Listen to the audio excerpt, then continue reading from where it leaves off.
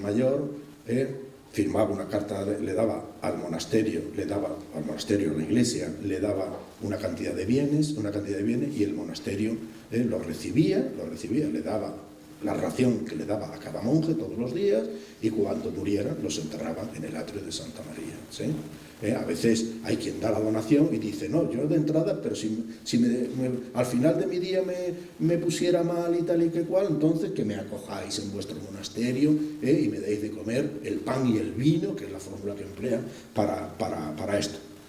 Claro, los documentos no son tales documentos, no es el documento completo como nosotros entendemos, sino que son notas o registros, son anotaciones, registro. A veces no ponen la fecha, ni falta que hace. Eso, anotar allí quién ha entrado y tal. Claro, mucha gente hablaba, estos son irregularidades, estos son falsos. No, hombre, no. Son documentos que no son falsos, son totalmente auténticos. Para el cementerio no hace falta un documento así de largo, para decir que el Señor da una vaca y que lo vamos a enterrar en tal fecha. Con eso basta, claro. Haber llegado a esto realmente, lo que les dije, nos aclaró meridianamente el significado que tenía el becerro gótico, que fundamentalmente es esto. Hay otras cosas más, Bueno, ¿qué es lo que da? Por ejemplo, algunos casos, hablando y mencionando, entendiendo la miseria de aquellos tiempos, siglo IX, siglo X, la vida, aparte de breve, era de... La gente le da, por ejemplo, para que lo entierren, he elegido algunos, por ejemplo, le da uno 2 manzanos y un cerezo. Uno le da una vaca negra, otro le da un manto de lana negra le da. Un buey, 2 sueldos, el sueldo es una moneda de cuenta, le da, se llama el dinero, el denario, 24 denarios, bueno, no era una cantidad muy importante, 24 denarios, ¿no? Más adelante, ya en el siglo XI, se va instaurando la fórmula del quinto de libre disposición. La gente podía disponer, legislación visigoda, se habla del tercio, habla fundamentalmente del quinto, que él podía, todo puede disponer de una quinta parte de todos sus bienes para hacer de ello lo que quiera, hacer una mejora a los hijos y tal, y hay mucha gente que le da el quinto de sus bienes, se lo da al monasterio. Otro le da solo el quinto del mueble, no del inmueble, de las fincas y eso, no, del mueble, de lo que tenga, de la cama, de lo otro, de la vaca, tal, de eso le da el mueble. Bueno, y en el 11 hay una tendencia a adquirir pozos de sal en torno a Salinas de Añana. Hay muchos, parece que la propia iglesia Valpuesta pedía, oye, dame una tal, que era importante, la sal, no solo para el consumo propio del monasterio y del ganado, ¿no?, sino para la venta, ¿no?, que hasta que las grandes salinas del Mediterráneo, que estaban en manos musulmanas, no pasaron a manos cristianas, se tenían que financiar, tenían que producirla en estas salinas, ¿no? Hay uno, por ejemplo, de un pueblo que se llama Fuente Villacones, que una especie de prohijamiento del monasterio, y le dice que lo van a considerar como uno de los vecinos más de Fuentes y de Villacones, y que por tanto tendrán derecho a extraer salmuera del río de la Salmuera, que está fluyendo permanentemente, ¿no?, como si fueran unos vecinos. Y bueno, pues tiene medio día para sacarlo, para rellenar las eras, ¿no? Salina tiene una estructura de época romana todavía, ¿no? Por ejemplo, esos son unos. Y documentos así, bueno, por ejemplo, se muere Liciniano, que era un monje, en el año 939, y no tenía una mortaja para enterrarlo.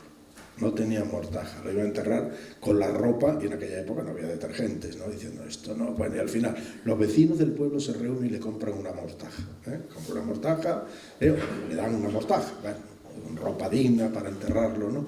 Y el abad del monasterio dice, sí, que me firmen los vecinos que esto lo han hecho gratuitamente, que yo no le tengo que pagar nada. 939. Por ejemplo, un niño oblato, a lo mejor se estaba muriendo la familia y la familia lo entrega al monasterio para que se quede en el monasterio en el año 990. Es la entrega de un hijo como oblato. Está legislado, los visigodos ya lo habían legislado, que lo pueden entregar, pero cuando sea mayor tiene que decidir si quiere seguir en el monasterio como monje o no. Esto estaba.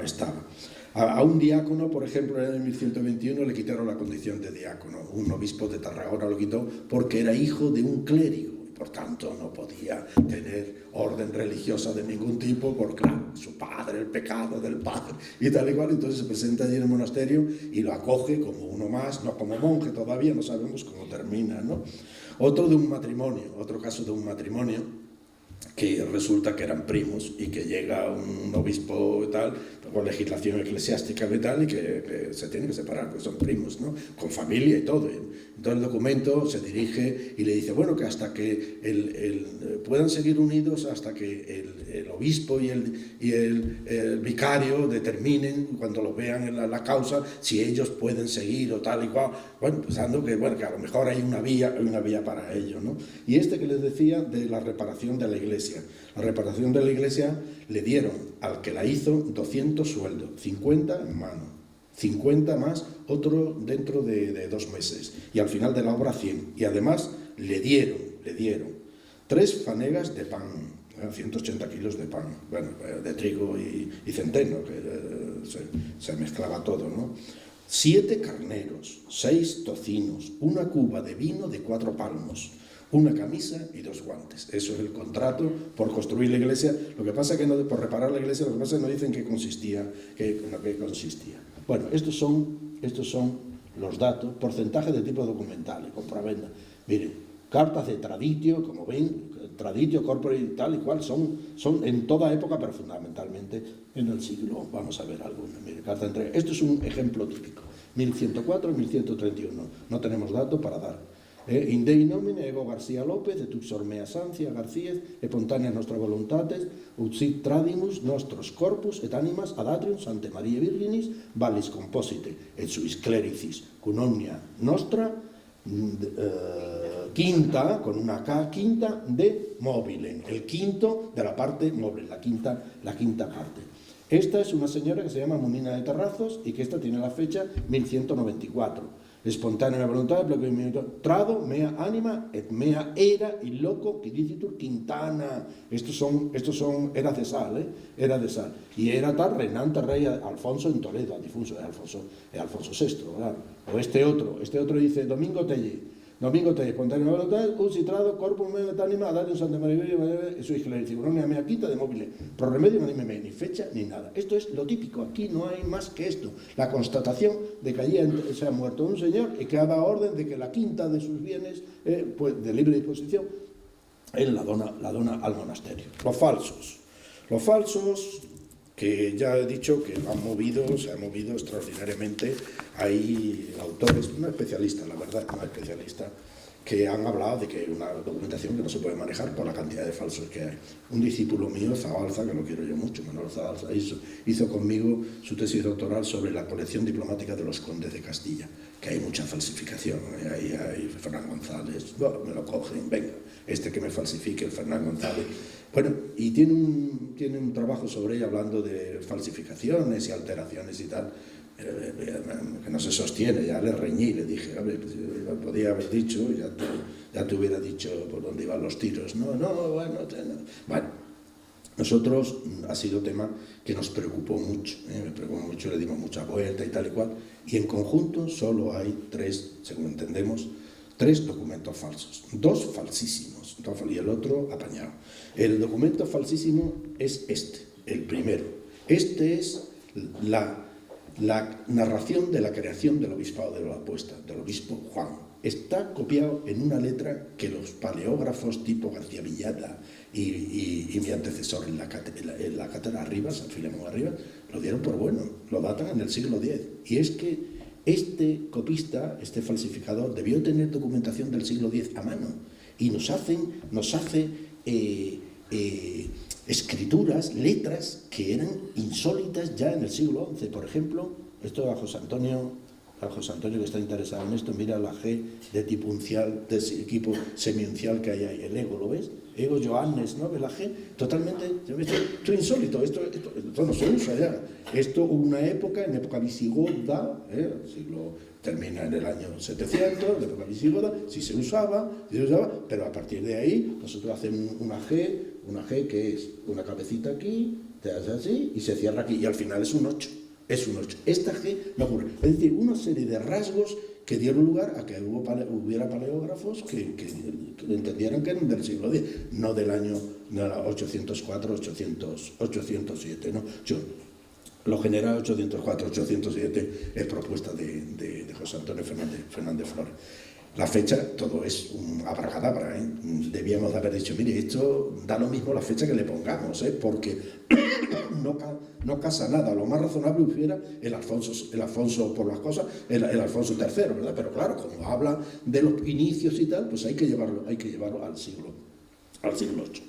Esto es, el obispo habla de cómo llegó allí, explica aquello despoblado, empezó a restaurar iglesias, feligresías, se fueron incorporando, lo hicieron en 3 etapas, después fueron más adelante, después más adelante. El propósito de esta historia es establecer el coto, el límite de la diócesis de Valpuesta. Este es el objetivo fundamental.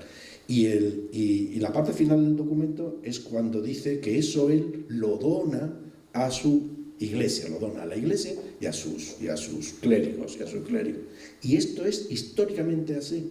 Cuando los obispos recibían donaciones, en León tenemos muchos casos, de obispos, de personas, de reyes, de nobles y tal, eran personales, eran a su nombre. Y llega al final de sus días y todas ellas las da a su iglesia. Esto es lo mismo, él lo da a su iglesia, Y el siguiente es, hay varias copias. Este es el privilegio de Alfonso II, 804, 807, está redactado, no por la misma mano, pero la redacción es la misma persona, el estilo de redaccional es lo mismo, lo han inventado los dos. Y esto es conceder coto a todo el obispado, lo considera un coto, el rey le da coto, le da permiso, el coto allí no puede entrar nadie, es propiedad de ellos y tal, le da permiso de pasto y de madera fuera, en otro sitio donde había monasterios que ya estaban aprovechándose de esto, y además le dan una serie de sanciones fiscales, de rapto, de anupta, de tal, que eso no lo tiene que cumplir, una serie de impuestos de los que se ahorra. Esto es el objetivo fundamental de la falsificación, está destinado a asuntos económicos. Se hizo cuando era colegiata y fue conseguir la serie de exenciones fiscales que tenía Oña, que tenía Covarrubias, que tenía tal, y dijeron, ¿y nosotros por qué no? Bueno, y la falsificación coló.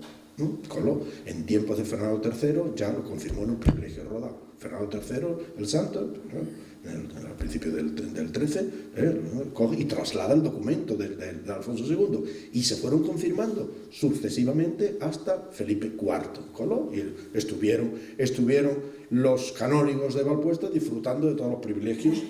Después hay otro, el último, que es mitad, porque es, en primer lugar, es una entrega de cuerpo y alma del obispo Fredulfo, que no tenemos problema, pero después, de los bienes que tienen Alcedo. Pero después hay una parte que indica que hubo un acuerdo con los habitantes de Alcedo, ¿sí?, sobre las rentas de la tierra y sobre las viñas y tal. Y entonces, en esta parte emplea el documento. El documento es de, vamos a ver si lo tengo yo aquí. No, creo que no. El documento es de 894-900, es un documento antiguo, y dice, hay frases como, por ejemplo, le di fuero, isto fuero, mire. Y otro, habla, por ejemplo, de coto, habla también de coto, no cautum, sino coto, habla, poniamos custodiero, que la sede ponga un guarda, poniamos custodiero, eso en el siglo IX, absolutamente. O sea, que este es mitad, son los tres que hay nada más. Bueno, termino, me había comprometido a 50 minutos, ¿no? Pero quiero todavía un golpecito más. En la mayoría de estos documentos son copias. Originales hemos visto que hay pocos, relativamente pocos, son copias, pero son copias del periodo Orígenes. El periodo Orígenes nosotros lo entendemos hasta el año 1150, y todos estos son anteriores al año 1150, es decir, que con las debidas cautelas el filólogo puede trabajar con ellos para el estudio de la lengua, sobre todo los visigóticos, porque ahora los carolinos ya tienen una mejor formación y tal, pero los visigóticos se puede trabajar con ellos perfectamente, y son 187 documentos para el historiador y para el filólogo, que lo han manejado y que lo manejan continuamente. Cualquiera que trabajar sobre País Vasco, sobre provincia de Burgos, sobre obispos, sobre aspectos jurídicos, tiene que venir a esta documentación. Pero son 187 documentos nada más, y hay muchos más. Valpuesta es un pilar uno, importante, pero no el más importante, no es el origen del castellano. Esto hablamos nosotros de una poligénesis. El castellano no nace en un sitio, en una piedra, debajo de un tejado. Es algo que se va desarrollando poco a poco, pero desde luego en Castilla, o en una zona, en un trabajo que se publicará no sé cuándo, pero ya está entregado hace ya 2 años o 3 años, tal, es esto. Mirad, esta es Valpuesta, y hemos pensado que si queremos estudiar Valpuesta de verdad, el origen del castellano, hemos cogido 230 kilómetros de Valpuesta, un radio de 230 kilómetros de Valpuesta. Bueno, hombre, hemos puesto para que entre Piasca, entre tal, y entre San Román de Entrepeña, que yo lo había publicado. No, es que bueno, ahí está, por ejemplo, Aguilar de Campoo, ¿verdad? Aguilar de Campoo. Bueno, esto es lo que hay que estudiar, esta es la documentación que hay que estudiar y después ver qué ha pasado más adelante. Esta es la básica de Castilla, esta es la básica, digamos, del condado de Castilla. Después va a venir el reino, y el reino ya entra todo, y ya he dicho que León, por ejemplo, León en el siglo XII, todo el mundo está hablando castellano, en el siglo XII a nadie se le ocurre, la montaña, no, la montaña, o el Bierzo y tal, pero la parte leonesa, hombre, de todo esto hay que excluir Pamplona, que es el reino de Navarra, toda la parte de Navarra, sí, eso tiene que salir, y con muchas reservas el Rioja, que tiene además una documentación preciosa, no mucha, pero bueno, tiene unos monasterios, Santo Domingo de la Calzada, Nájera, San Millán, Albelda, Valvanera, son documentos, son importantes. Eso, hasta el año 1076, es Pamplona, es reino de Pamplona. Allí se habla lo que hoy entendemos como navarro-aragonés. A partir del 76 fue cuando lentamente se va introduciendo el castellano. Por eso la gente hay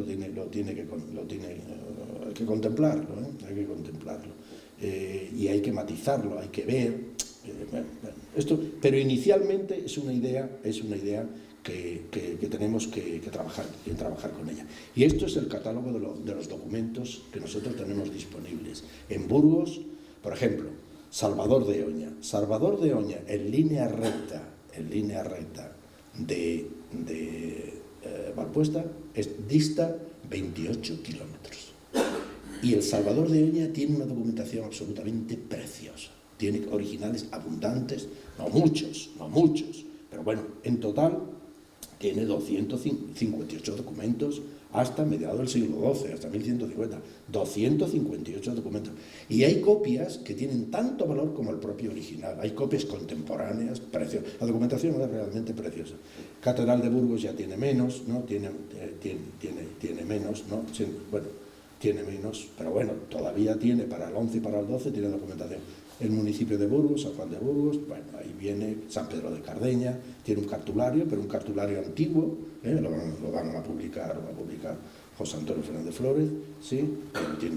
Y lo tiene con una compañera de Burgos, pero es que los documentos son copias, de un cartulario, pero anteriores a 1086, o sea, perfectamente útiles, son periodo orígenes, ¿no?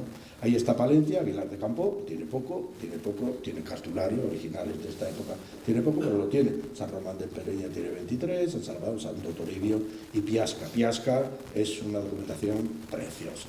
Es preciosa. Se conserva en Madrid, en el Archivo Histórico Nacional, porque fue un monasterio que pasó a Sahagún, por tanto, llevaron la documentación a Sahagún y por eso se ha salvado, ¿no? Santillana del Mar, bueno, esto es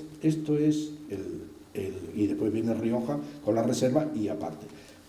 En total tenemos 2.663 a priori documentos, ¿sí? Entre el siglo VIII, siglo IX y mediado hasta 1150, hay un material suficiente.